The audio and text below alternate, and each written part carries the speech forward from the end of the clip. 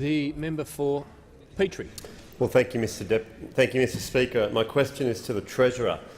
Will the Treasurer please advise the House of the importance of sound fiscal policy to back Australians who are out there working, saving and investing in our transitioning economy?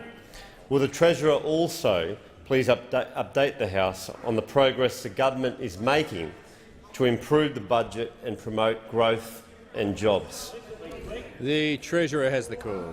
Well, thank you, Mr. Speaker, and I thank the member for Petrie for his question. I'm sure he would agree that the way I'd like to respond draws on a fairly unfamiliar source for this side of the House. But I agree with Paul Keating, Mr. Speaker, because he said today that higher taxes for higher spending is not a plan for jobs for growth. What he said today is the big falls in commodity prices mean Australia's income has been cut. We cannot pretend we can go on spending as though nothing has happened. Those opposite may think that, but this is what Paul Keating said. The world has trimmed us down. We now have to trim ourselves down, trim our spending and not accommodate more of it by ever more taxation. He says the aim of policy should be make the private sector larger. He's right. That is the aim of our policy, Mr. Speaker, not to restrain it with a burgeoning public sector, Mr. Speaker.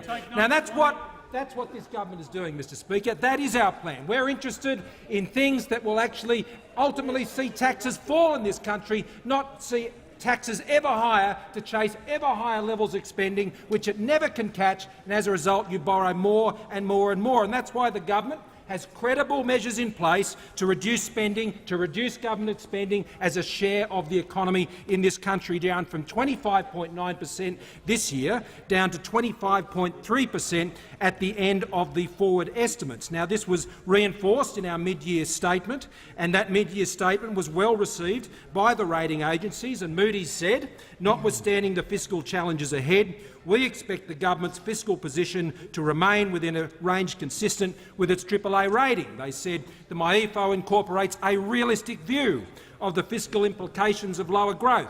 The government's commitment to fiscal consolidation is evident in the projecting narrowing in the fiscal deficits. The policy's focus on improving the government's fiscal position supports the sovereign's credit profile. Now, Mr. Speaker, that's our plan.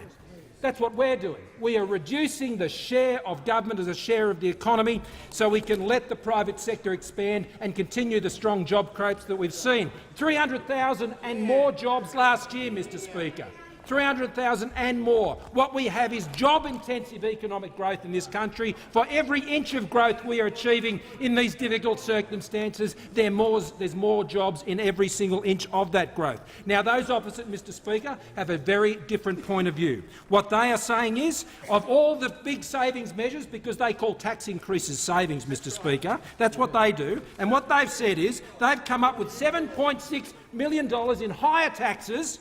But that doesn't even get them to the point of the more than $13 billion, almost $14 billion in the new spending they've announced just since the budget, Mr. Speaker. On top of that, some $30 billion in savings that we've put in place that they want to put spending back on the agenda, and almost $13 billion in measures they continue to block. Treasurer will resume his